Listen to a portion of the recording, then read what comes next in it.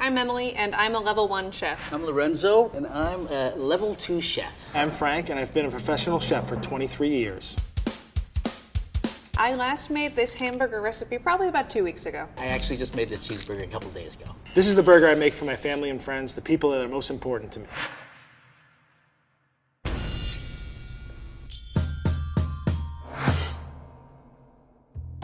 When I make burgers, I just use store-bought ground beef. Here we go. This is grass-fed ground chuck. It's about 80 lean meat and 20 fat.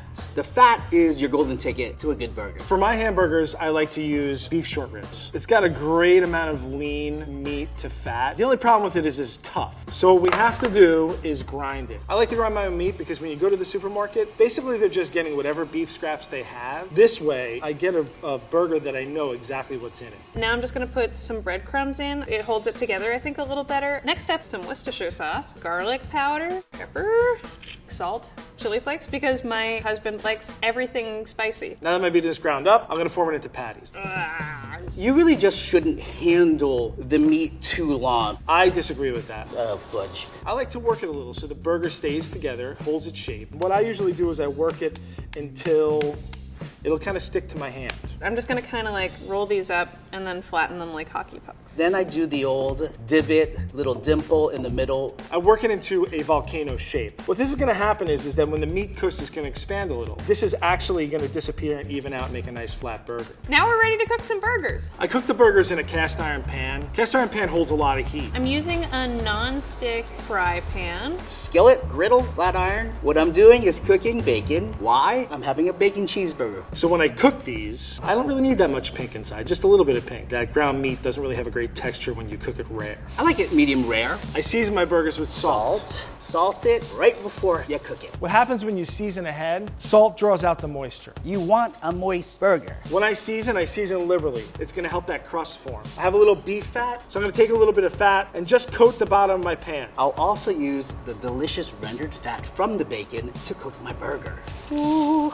I'm gonna take these off. You sit over there. The reason I use beef fat and not something like butter, with a pan this hot, I'm gonna put my butter in the pan and immediately the butter is gonna burn. Ooh, I might have burnt that butter a little. I think it's fine.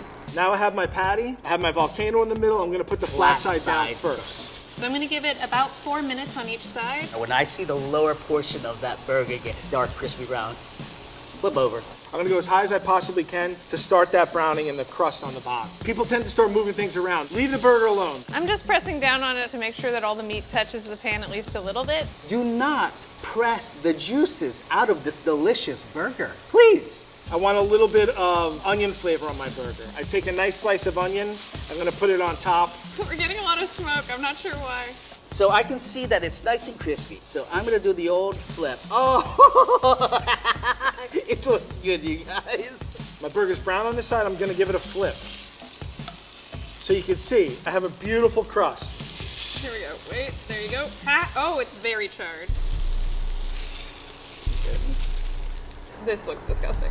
Oh no, that's worse. All right, I'm just gonna go ahead and do that. Oh, good, the other side's nice and charry too.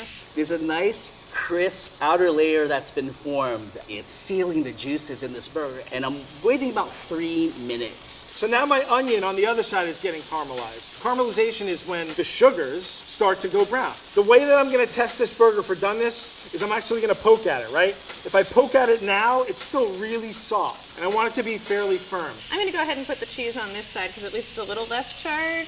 This is American cheese, so that'll melt nicely. Today I'm using sliced cheddar cheese. Basically, this is when you get your camera out and you start taking pictures of your burger. For this burger, I'm gonna use some Munster cheese. Now, Munster has a lot of the same melting qualities as American cheese, but it also has a little bit more flavor. I'm gonna let the Munster melt. My burger is being hugged by my cheese. So let's set this delicious burger. Oh my Lord, have mercy. So now my cheese is melted. It's not melted totally, but it's gonna continue to cook as I take it out of the pan. I'm gonna take this off and just check the doneness real quick. If one were to eat this, it would be a little raw in the middle. That burger was burnt on the outside and raw on the inside, so we're gonna go again. I'm turning this on, much less hot than before. Butter, burger. Yeah, I think that's a cooked burger. And now we're gonna get abundance and toppings and finish this burger. I have a Kaiser roll today.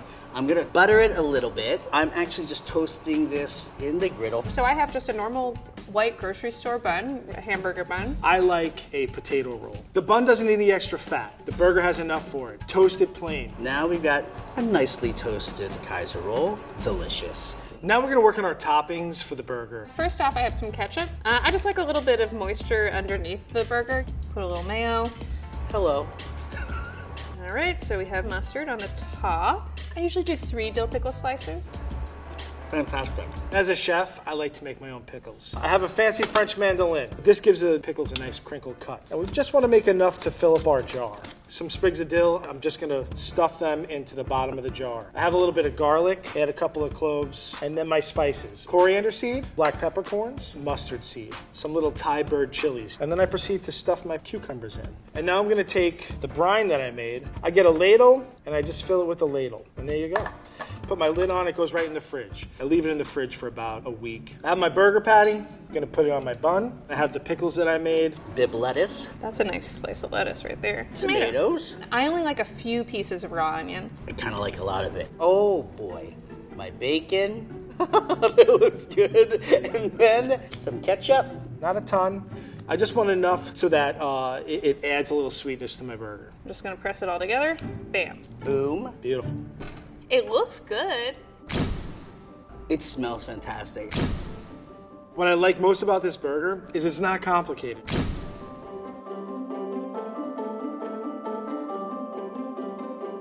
And now for the best part, I get to eat it. Oh my lord. It's just delicious. We have 3 different chefs and 3 very different cheeseburgers, from the bun, the beef, and the toppings. But let's talk about the ground beef first. Emily, our first chef, used ground hamburger. Ground hamburger doesn't tell you a whole lot about the beef that you're using. So this is just the beef that was at the grocery store? Ground hamburger comes from any skeletal muscular tissue. You won't know specifically where that meat is coming from. All right. Lorenzo used ground chuck. Grass-fed ground chuck. The ground chuck comes from a really particular part of the animal. It's near the shoulder area. Ground chuck is 80% lean and 20% fat. It's gonna make for a nice, juicy, and flavorful hamburger. It's like summertime in a bun. Frank ground his own meat from the short rib, and it also has quite a bit of fat in it. So if it gets stuck, you just push it through a little. When you grind your own meat, you have more control over it as well. You can see exactly how much fat is going into your hamburger. It has a beautiful amount of marbling. And you can make sure that you're controlling the protein to lipid ratio. I get a burger that I know exactly what's in it. Handling and shaping of your ground beef makes a difference too. Emily added a lot of spices to her ground hamburger. She also added breadcrumbs. The spices are there to add a lot of different flavors. The breadcrumbs are gonna alter the texture a little bit. I don't know if that's right, but that's what I do. I would call that more of a meatball than a hamburger. We're not making meatballs. Lorenzo believed, as many people do, that you shouldn't overwork your patty. Everyone has a body temperature, and that heat from your body melts the fat. You can overwork your meat, but it's a little bit hard to do by hand when you're making a hamburger. Oh, okay. Lorenzo made an indentation in his patty, and Frank made a little volcano. He changed the shape completely. I want there to be a divot in the center. This is going to modulate the water loss that happens when you start to add heat to your patty. You start to have some steam inside, and that will raise or give a little bit of a puff to the patty, especially when you cook it at a very high temperature. Frank and Lorenzo both salted their patty prior to cooking. You don't want to salt your ground beef when you're mixing it. No, you're absolutely right. Salt can change the structure of the proteins and add some tough quality to your burger. It's important to do it just prior to putting the hamburger patty on the grill. Salt it right before you cook it. Emily used butter to cook her hamburger patty. This gives some really nice flavors, I don't know, who doesn't like butter? but it also has a really low smoke point. Ooh, I might have burnt that butter a little. I think it's fine. As you add the butter and turn up the heat, you're gonna burn the butter and you're gonna get these off pyrazines and other types of compounds that are gonna give a burnt and bitter kind of taste. I'm sorry. Lorenzo used rendered pork fat, Nice little fat rendering from here, which we will use. and this adds a really nice rich quality and a new flavor profile to your beef. Yum. Frank used rendered beef fat, which is a lot of really nice long chain fatty acids like stearic acid. It doesn't hurt to cook beef in beef fat. It makes it taste better. When you heat the stearic acid, it's going to melt, and you baste the burger in that fat, it's going to just re-add that delicious, unique stearic acid quality that you get only from ground beef. Emily used a non-stick frying pan. She really didn't need to. There's enough fat in the hamburger patty, it will be very easy to release from the pan. I've had a lot of things stick to pans over the years. Here we are. Lorenzo used a griddle, so he had a lot of contact with the hamburger patty. It actually looks really good. You're going to want conduction to happen. That can only happen when the patty has maximum contact with the heat source. Frank used a shallow cast iron skillet. Cast iron pan holds a lot of heat. So he not only had the conduction from the bottom of the cast iron skillet making contact with his patty, but he also had the advantage of the heat being retained because there were sides to that skillet. So he had a nice heat flow around his burger.